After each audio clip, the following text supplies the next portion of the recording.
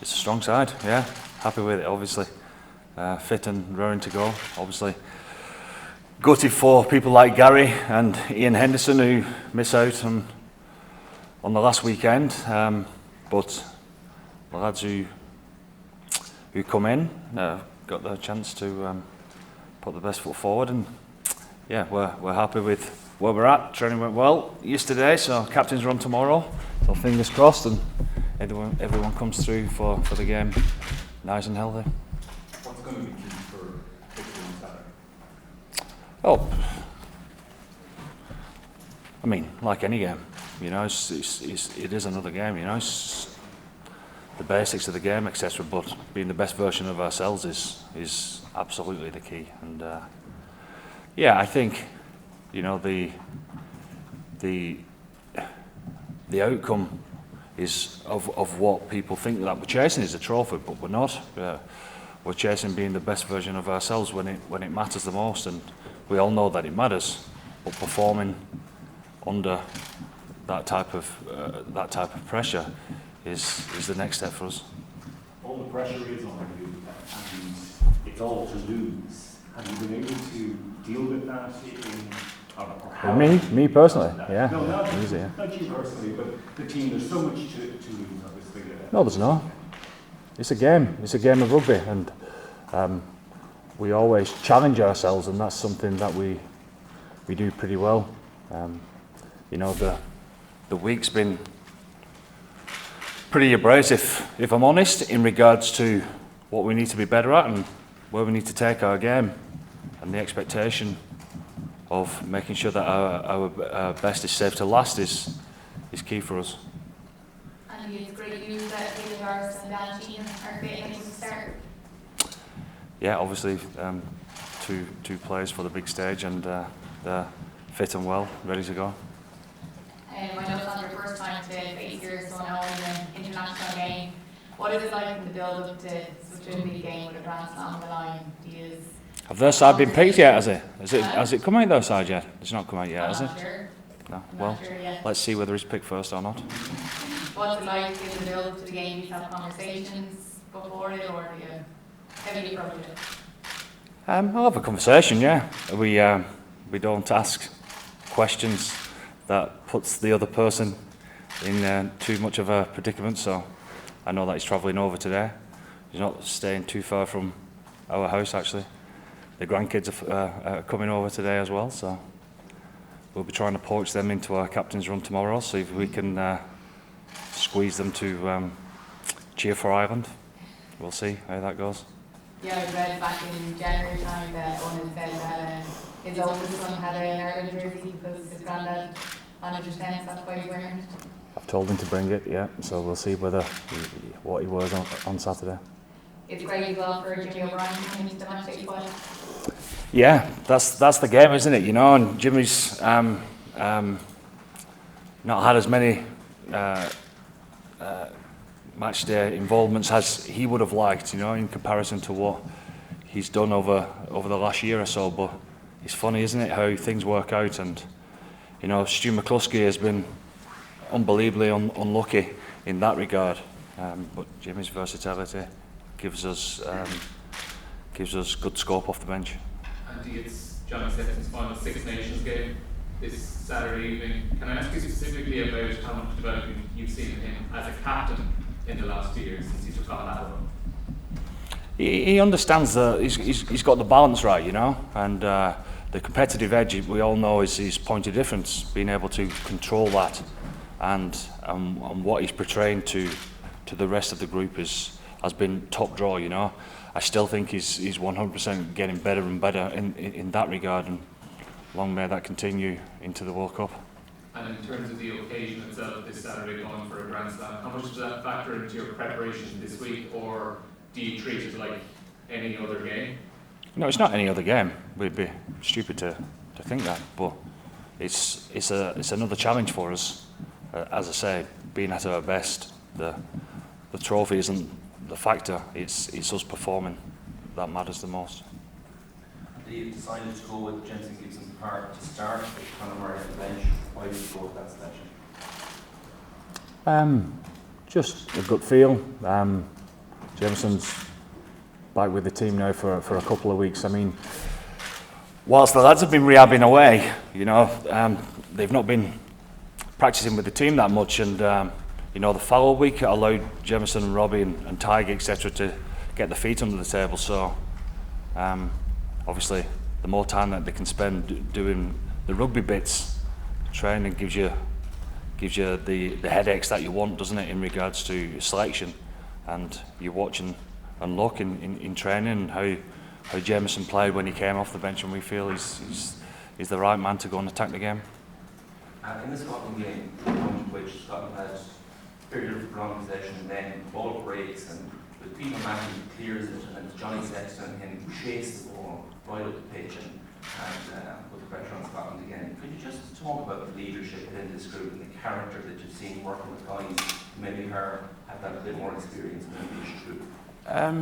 I mean, it's been well documented that we've worked hard on the leadership group, but the biggest compliment that I can pay to them would be, you know, the goal was to always to make sure that everyone else is within the group is leading themselves, you know, and that's how you make people feel, and they've achieved that. I think there's obviously still a long way to go, but I think everyone who's taking the field now, and not just the lads who are taking field, but the lads that's in the squad as well, they're taking more responsibility for themselves and for their team. So therefore, in my opinion, that's leadership within itself, and it's those leaders who have helped us to get to that point. I appreciate that. Obviously, you've got your job to do with Ireland, but if you were in England camp, what do you think they would have been saying throughout this week after what happened last weekend? Well, I mean, what they have been saying, you know, Ellis Genge saying that they're going to come out and fight. Of course, 100%, they will, and they're going to be. They're going to be formidable opponents at the weekend for us. They are. I know the quality of play that they've got, and you know, watching them also in the Six Nations and in patches that we've seen in the attacking game when it's been flowing, etc. They're as dangerous as anyone in the competition. So I think they'll have the emotional edge. Obviously, there's no better tonic, is there, than getting back out there and playing again and putting a few things right. So we'll expect them to be way better than the best so far, because I know that's what's in them. You know, I know the fight that's in the players and the coaching staff, etc. And I suppose in many ways this is the perfect weekend for them. So we're expecting them to be at the best, and yeah, that's good for us. You know, again, it allows us to challenge ourselves. Even before the Wales game, Paul O'Connell in his pre-match press conference spoke about how he felt this group of players embraced being a favourite, embraced being the #1 team in the world. How impressed have you been with the way the players have dealt with that situation? Perhaps maybe when previous Irish sides, even Paul and Brandon Driscoll admitted it, they would have shied away from that.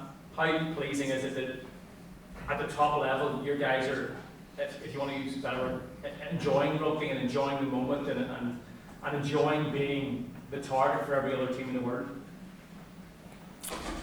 Yeah, it's we've performed pretty well in big games, but it's never been perfect, and I think that's the answer, really. That we're always chasing something, and when you're trying to be the team that you know you can be, it's pretty difficult to nail that down every single week, you know. So there's always something to chase, and our potential hasn't been reached yet. So there's always a realisation of what we're trying to get after and achieve, and that's always bigger than the result, you know. So it keeps us pretty grounded. And the last couple of Grand Slam deciders have been over Wales, over England. Yeah. How big a factor does it have in here, and what do you want to see in here maybe? It's something that we've talked about from day one coming in before we went to Portugal. That it's not been done here, so really we've earned the right, haven't we, to have a go at that. So we know how much it means to the Irish people, and you know, their support has been unbelievable for us, and I hope there's a bit of a two-way thing come on Saturday where we try and get them going and they try and get us going as well. But you can feel the buzz, but that's what we've done. We've put ourselves in a position to have a crack at this, and it's something that we've been upfront about from the beginning, which is pretty pleasing. But now we're here, we've got to deliver. Put a big focus on that kind of connection. I think right from the start, obviously, you focus on Ireland's goal. Yeah. You heard bits and things, but I'm sure there's more. Why has that been such a big focus for you? Because we genuinely do care about the game in Ireland. You know, it's, what is it? Probably the fourth biggest sport. You know, we want to grow the game. We want to inspire a generation of people to enjoy the rugby. You know, and we want people to be proud of what we're doing, and that's genuine. You know, we get a buzz from that connection. You know, and we feel it massively. So again, we know what type of weekend it is for everyone involved. But the people who are coming to the game and the millions all around the world will understand our responsibility to make sure that we hopefully do them proud. And what's been the most pleasing part of your side development over the last 3 years? I think it's just the way that our attitude of being honest of where we're at, a realisation of where we're at, and again what we're chasing. I think we realise, you know, it doesn't matter what game you look at, whether it's being a big result or whatever, that we've always been honest enough to say that this and this should have been better, and you know, what is it that's stopping us from doing that? And putting the whole package together is a difficult one to manage, but that only comes after time, you know, with dealing with emotions and the mental side of the game, the physical side of the game, and backing yourselves to be yourselves. That package is pretty difficult to manage, but with time you keep getting better in that regard. A couple of other questions from earlier. See, so often in recent memory, teams kind of clamouring to be the underdog, but your heavy favourites tomorrow, to be a really great side, does the team have to keep on embracing the favourite status week on week on week? You know, everyone talks about walking towards stuff and trying to be yourself, but we don't. I mean, you know, we don't want to be number two in anything. You know, this weekend we don't want to be second best. We don't want to be second best in anything really. So, but in that regard, it's not embracing that. It's embracing the challenge of being ourselves, being our best. That's all that matters. And if that's all that matters, then what have you got to lose? You know, that's the pressure that we put on ourselves. Okay, let's take the last one in this section. Yeah. You talk about chasing perfection. In a coach's mind, is perfection attainable? No, and it never is, and the players know that. You know, we talk about it all the time. You know, so it's something that you're always chasing. You're always trying to tinker with to try and improve, and that's how it's always going to be. You know, that's the reality of life, isn't it? And I think you said you could get better. Give us a headline on an area that you could get better at. Yeah, everywhere. Like you know. I see reports every week that said, you know, whatever side, not just us. They were clinical. They were this. They played at speed. They did this. They did that. But when we analyse any of our games, you know, you look at say the perfect game, the perfect performance that you remember back in history. You'll watch it back over again, and it's littered with all sorts, isn't it? You know. I suppose, you know, the England game in the semi-final in the World Cup.